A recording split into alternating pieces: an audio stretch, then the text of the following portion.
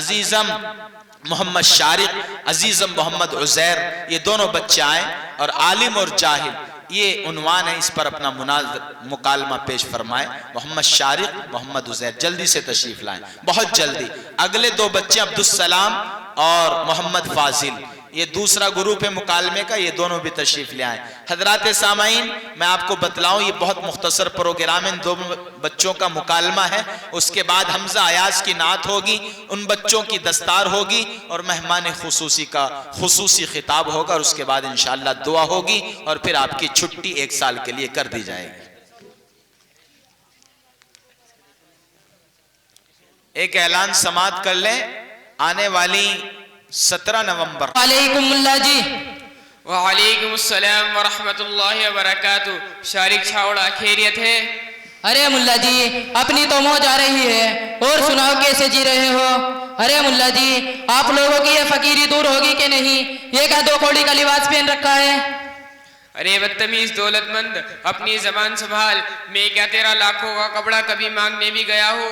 خدا نے جس حال میں رکھا ہے خوش ہوں، آرام میں ہوں۔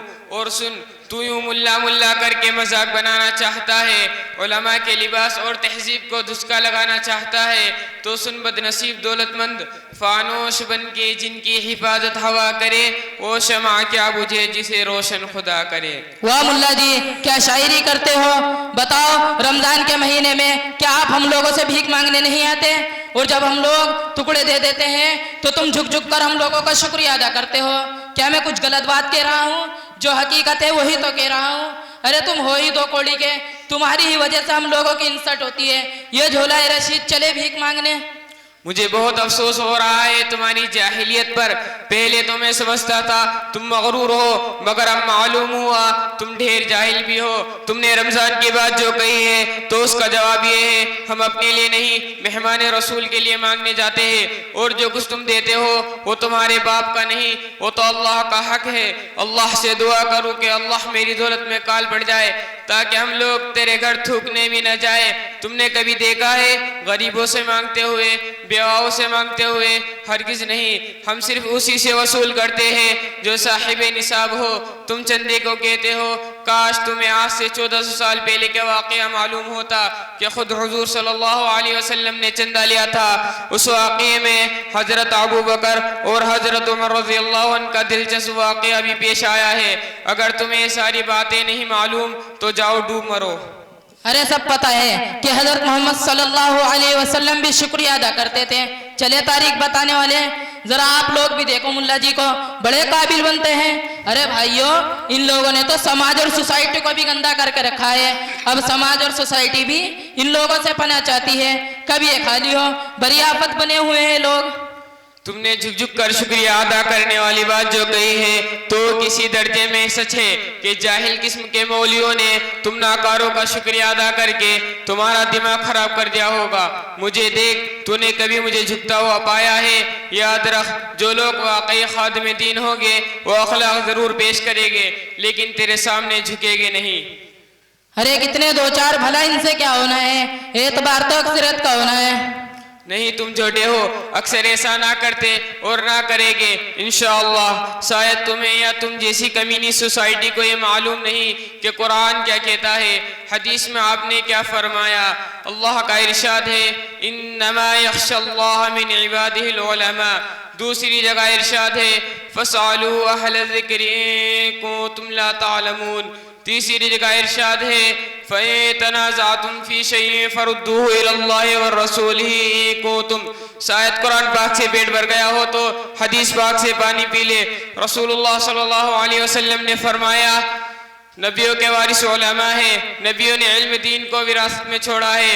دوسری جگہ رسول اللہ صلی اللہ علیہ وسلم نے فرمایا، میں معلم بنا کر بھیجا گیا ہوں۔ صحابی کا یہ قول ہے، عالم دین قوم کی وہ آنکھ ہے جن سے وہ دیکھتے ہیں، عالم دین قوم کے وہ پاؤں ہیں جن سے وہ چلتے ہیں، عالم دین قوم کے وہ کان ہیں جن سے وہ سنتے ہیں، عالم دین قوم کے وہ دل ہیں جن سے صحیح غلط جائز ناجائز کی تمیز کر پاتے ہیں۔ اچھا تو بڑا قابل ہے، تو ایک بات بتا، اسلام کی بنیاد کتنی چیزوں پر ہے؟ ارے یہ تو بڑا بھاری سوال ہے، مجھے تو معلوم نہیں اس کا جواب کیا ہوگا۔ ارے مولانا آپ تو بڑا بھاری سوال کر رہے ہو، بھلا ہم لوگوں کو اس کا جواب کہاں سے آئے گا؟ اب آیا اونٹ پہاڑ کے نیچے، اب تو سمجھ گیا ہوگا کہ ہم لوگ ان دو گھوڑی کے لباس میں کتنا کچھ جانتے ہیں۔ سنو، جب کبھی باطل سے ٹکرانے کی ضرورت پڑی تو ہم ہی لوگ سر پہ کفن باندھ کر میدان میں آئے۔ یاد کرو تاریخ، جب انگریزوں سے مقابلہ کرنے کے لیے شاہ ولی اللہ، شاہ عبدالعزیز، مولانا حسین دیوبندی اور مولانا آزاد میدان میں آئے۔ راجہ رنجیت سے لڑنے کے لیے مولانا اسماعیل شہید میدان میں آئے۔ راجہ رنجیت نے رسول اللہ صلی اللہ علیہ وسلم کو گالی دی تھی، حضرت نے قسم کھائی تھی کہ اس کا کام تمام کروں گا۔ جب حضرت کا سر کٹ گیا تو اپنے کٹے ہوئے سر کو لے کر دوڑے اور ایک مقام پر جا کر اسے قتل کر دیا۔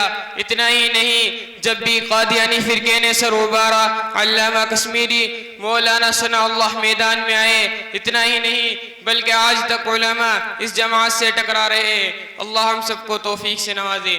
یہ آپ کے ساتھ کون لوگ ہیں؟ یہ میرے دوست ہیں جو امریکہ میں رہتے ہیں، بڑے بزنس مین ہیں، ان کا نام عرش پاشا ہے۔ اچھا، تو کیا میں ان سے بھی کچھ سوال کر سکتا ہوں؟ کیوں نہیں، ضرور۔ اچھا تو بھائی صاحب آپ یہ بتا دیں غسل میں کتنے فرض ہوتے ہیں؟ نمبر 1 صابندانی، نمبر 2 گرم پانی، نمبر 3 پورے بدن پر پانی۔ واہ پاشا صاحب واہ۔ اچھا تو بھائی صاحب آپ اپنا نام بتا دیں۔ میرا نام عرش پاشا ہے۔ اچھا تو بھائی صاحب آپ مسلمان ہیں، ذرا آپ یہ بتا دیں کہ ایک مسلمان پر 24 گھنٹے میں کتنی نمازیں فرض ہیں؟ مولانا صاحب نماز تو میں بڑی پابندی سے پڑھتا ہوں، اس سوال کا جواب تو میرے لیے کچھ بھی نہیں۔ نمبر 1 جمعے کی نماز، نمبر 2 عید کی نماز، نمبر 3 بقرعید کی نماز۔ واہ پاشا صاحب واہ، کتنے افسوس کی بات ہے کہ آپ لوگ اپنے آپ کو مسلمان کہتے ہو، علماء کو برا بھلا کہتے ہو، انہیں حقیر سمجھتے ہو، آپ کو تو دین کی بنیادی باتیں بھی نہیں معلوم۔ یہ دیکھو، یہ میرے ساتھ کچھ مدارس کے طالب علم ہیں، تم خود دیکھو یہ کتنے چھوٹے ہیں، تم دین کے بارے میں جو چاہو معلوم کر سکتے ہو۔ تمہیں ان چھوٹے بچوں سے ہی یہ معلوم ہو جائے گا کہ جن علماء کو تم حقیر سمجھتے ہو ان کی کیا شان ہوتی ہے۔ بچوں مجھے تو کچھ خاص آتا نہیں، تم لوگ ہی بتا دو تم نے اپنے استاد سے کیا سیکھا ہے؟ آج تو مجھے بہت افسوس ہو رہا ہے کہ دنیا میں بہت مسلمان ایسے ہیں جن پہ غسل کے فرائض بھی نہیں آتے ہیں۔ تو سنیں، نمبر 1 منہ بھر کر کلی کرنا، روزانہ ہو تو غرارہ بھی کرنا۔ نمبر 2 ناک کے نرم ہڈی تک پانی پہنچانا۔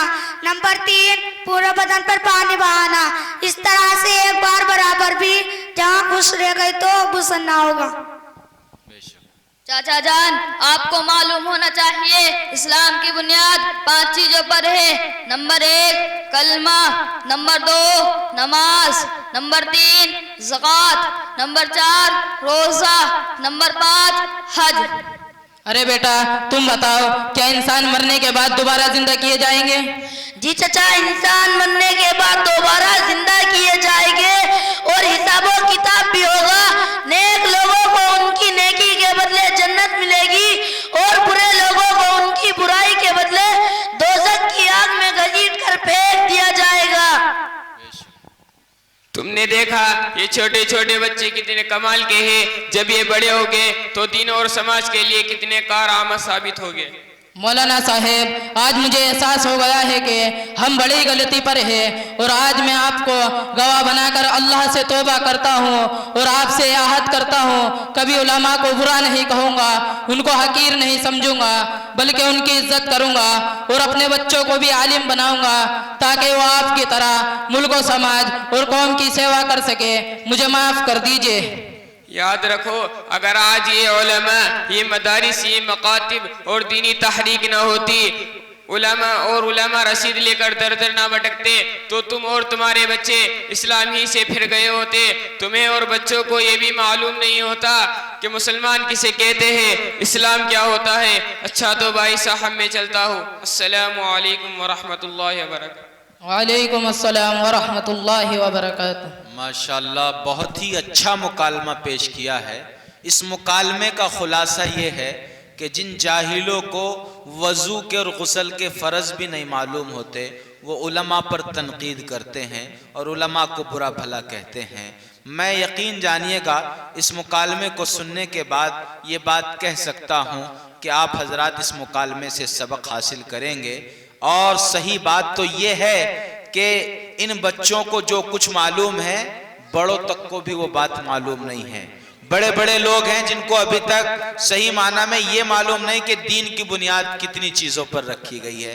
اپنے بچوں کو مدرسے بھیجیں تاکہ ان کو دین کی معلومات صحیح طور پر ہو اور ان کے عقائد اچھے ہوں اور درست ہو جائیں۔